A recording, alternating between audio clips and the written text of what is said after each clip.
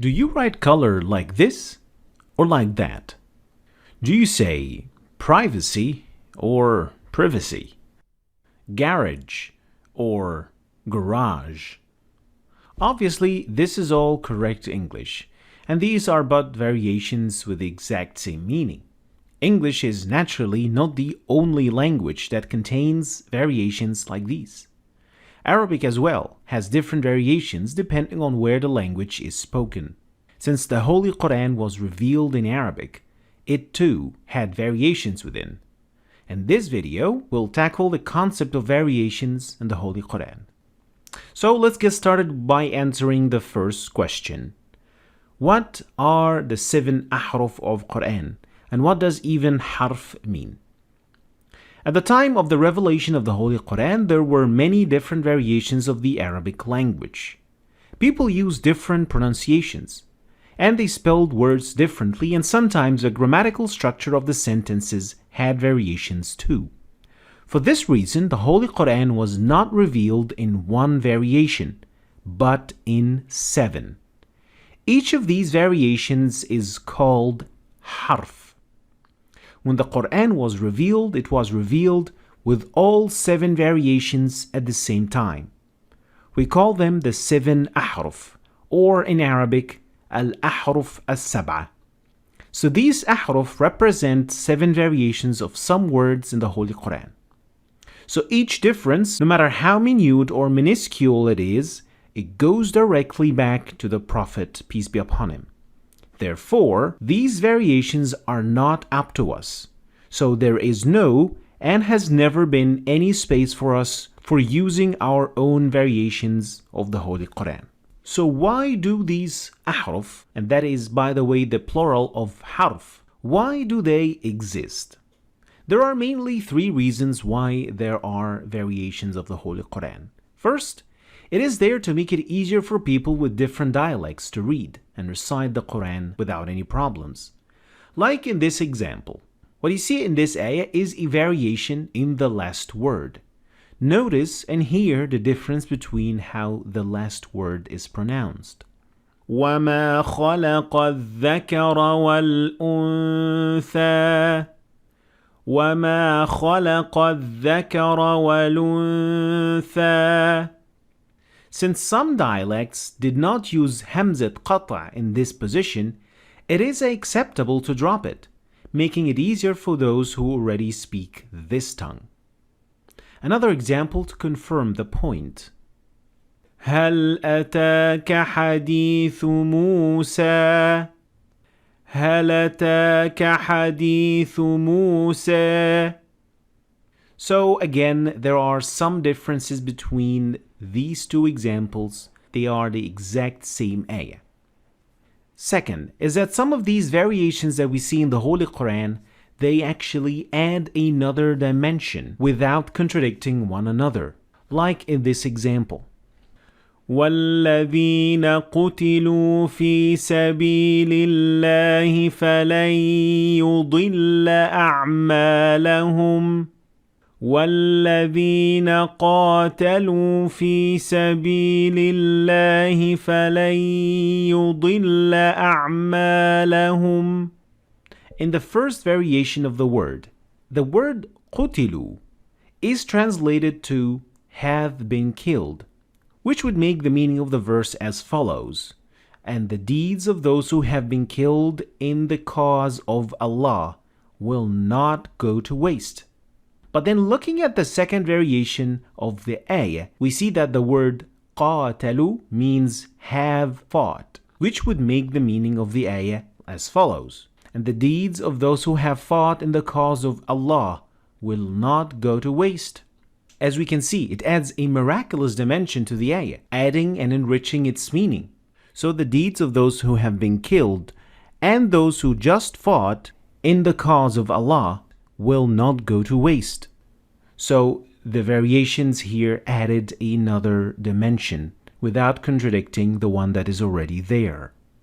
And the third reason is that it is to tighten the challenge made against those who don't believe in the Holy Quran, that still, with different variations, the Holy Quran is consistent and only gets richer and more challenging without contradictions and without any mistakes. The next question is, what kind of changes are there when we talk about the 7 ahruf, or in Arabic, al-ahruf as-sab'a? What kind of changes can we expect?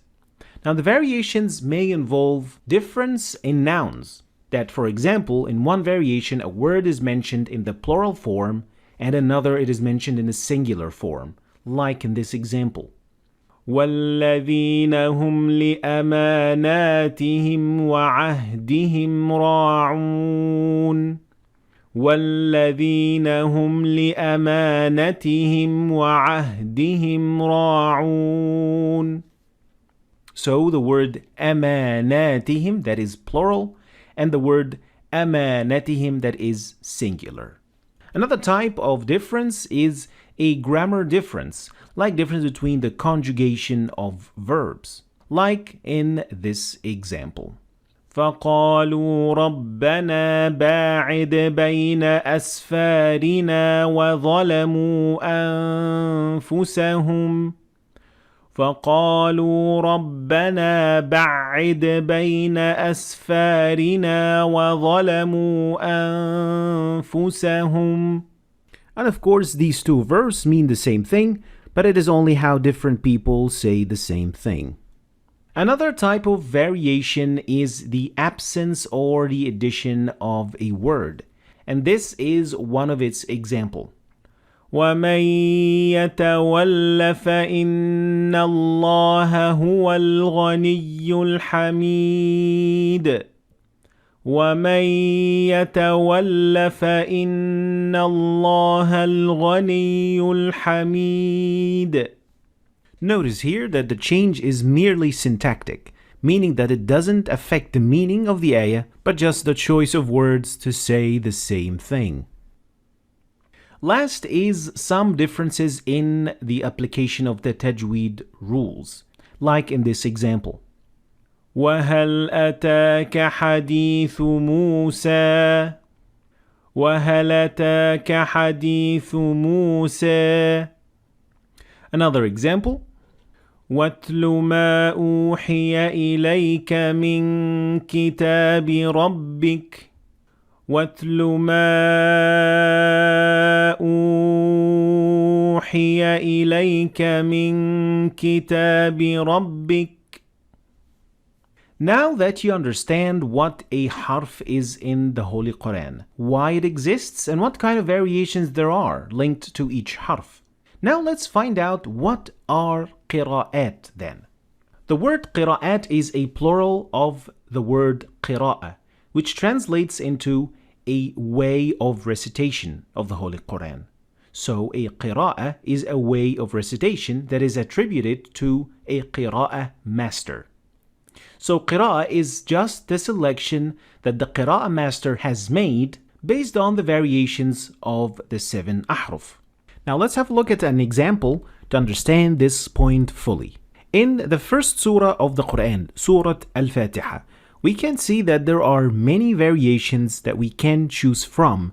These variations, as we have understood, represent the 7 ahruf of the Quran. Of course, I'm going to give you an example of the variations of Surah Al-Fatiha. This is not everything there is. For example, the word Malik, you could say it as Malik or Malik.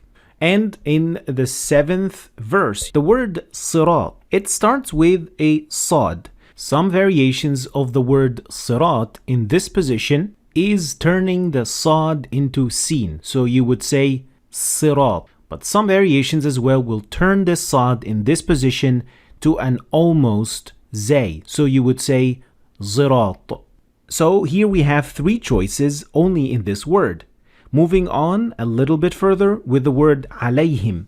Now we can say alayhum, alayhumu. So as we can see, there are many choices that are available that we can choose from. Now the qira'ah master has made certain decisions and will choose from these available variations of this surah. The product of his selections will be called a qira'ah. So a selection of variations equals qira'ah. There are 10 confirmed masters of Qira'at, and all of them combined cover all the 7 ahruf. You can find the list of the masters of the Qira'at in this poster, which you can download from the description of this video. So these 10 masters of Qira'at are the only 10 confirmed masters that are directly linked to the Prophet, peace be upon him. Each one of these masters has 2 confirmed students, and each one of these 2 students has learned and specialized in a distinct variation of the Holy Quran. These students are called Rawi, or narrator. So for example, Asim al-Kufi has made a number of decisions and selections from the 7 Ahruf of the Quran, and he taught it to 2 of his students, and they are Hafs and Shu'bah.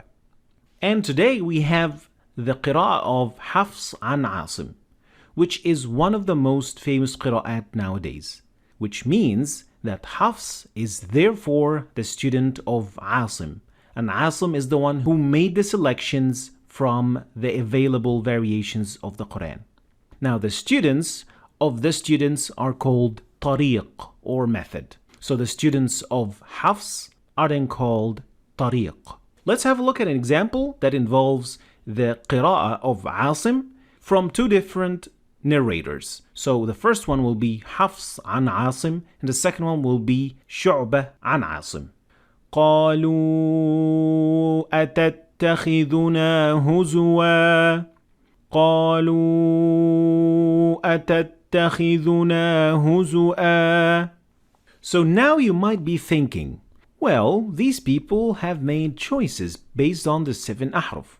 Can't I just have my own choices in reciting the Quran? And the answer is yes. You can actually pick and choose what you want from the variations of the Quran, because it is all Quran and it is all confirmed and can be traced back to the Prophet, peace be upon him. And now you would think, well, since Ahruf is just another word for dialects, can we just use the contemporary dialects that we have nowadays for Arabic to read the Holy Quran? And the answer is definite no, that is impossible. The choices that Allah has made for us are made this way for a reason. The variations of the Holy Quran do not contradict one another and do not change the meaning. But if we, for example, want to use, let's say, Sudanese dialects, and some of the dialects in Sudan, they turn qaf into ghain. So they would read this ayah completely differently. إِنَّا أَنزَلْنَاهُ فِي لَيْلَةِ الْغَدْرِ. And of course, the word Ghadr is completely different from the original ayah, which is Al-Qadr. So this would change the meaning. Or if you want to use the Egyptian dialect of Arabic, and would say, وَمِنْ حَيْثُ خَرَجْتَ. Now, of course, in the Egyptian Arabic, they turn Jim into G. And this would be very confusing for some dialects in Yemen that actually understand G as Qaf. So if they hear the word kharagt, they would think it is actually kharaqt, which would completely change the meaning and would lead to big confusions. And one last example is that some Turkish brothers, they exchange the letter ta into da. And that is actually a mistake, because they would read وَحَفِظْنَاهَا مِن كُلِّ شَيْطَانٍ رَجِيمٍ. But the problem is, if you come across an ayah like this, and you would apply this rule to it, you would completely change the meaning of the ayah to a point that is completely unacceptable. قُلْ أَطِيعُوا اللَّهَ وَالرَّسُولَ. And of course, أَطِيعُوا is a completely different word than أَطِيعُوا. So the contemporary variations of the Arabic language nowadays cannot be used to read the Holy Quran. Now here are some of the most important sources for those who are interested in learning about the differences between Qira'at, and if you want to add variations to your recitation. Alright, so the first source that we will talk about today is anquran.com. And on this website, you can find the comparison between all the different Qira'at. So here you can choose the surah, And you can choose the ayah from here. And then when you choose the ayah that you want to see compared, it will show all the 10 confirmed qira'at. And each qira'ah will have 2 narrators. So in total, there will be 20. So in this example, we see verse number 24 from Surah Al-Hadid. And then we can see that the differences between each qira'ah is highlighted with a different color. You can also listen to it if you click on this icon to see how it is pronounced. The other source is the website called Quranflash.com. And this website will also give you a mushaf with different qira'at. So you can see mushaf Ruwayat Ad-Duri. You can also find mushaf Hafs an Asim, and you can also see mushaf Warsh and many other types of mushafs. So you can find different types of mushaf. And of course, each mushaf with a different qira'ah will have its variation written down in this type of mushaf. The last source is an app that you can download on your Android smartphones, and it is called Bridges Translation. And this is a translation of the Holy Quran that takes into account all the different variations between all the different qira'at. And finally, if you think I am a beginner in the Holy Quran, do I still have to learn all of this? The answer is yes and no. Yes, you have to be aware of the fact that the Holy Quran was revealed in 7 Ahruf, and that it has variations. Since some people, out of ignorance, attack Islam claiming that there are many distinct versions of the Quran, and that Quran, like other books, has been changed. So it is important to know what this is so that you can stand on a solid ground. However, you don't have to know the details of the different variations of the Qira'at. My advice is that you should focus on just one mode till you master it and you become confident at using it. Afterwards, you can enrich your knowledge by learning more. Thanks for watching. I hope you've learned something new today. If you did, please like and share the video for other people to learn from it. And please subscribe to my channel if you want to see more videos like this. Thanks for watching, and I'll see you next time.